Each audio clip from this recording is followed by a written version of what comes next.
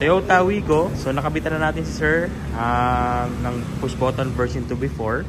So 3 years na rin yung system niya. Tingnan natin kung okay pa hanggang ngayon. So ano na natin, remote start na natin. Press 3 times lang sa lock button. 1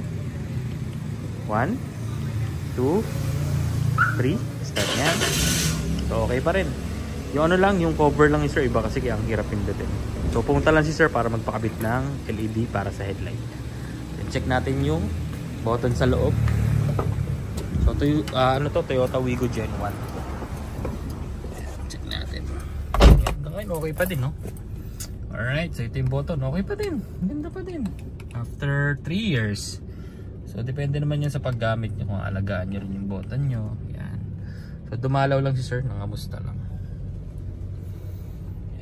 Okay pa din. Alright. So after 3 years, okay pa rin. Pass. Thank you so much sir sa pagdalaw.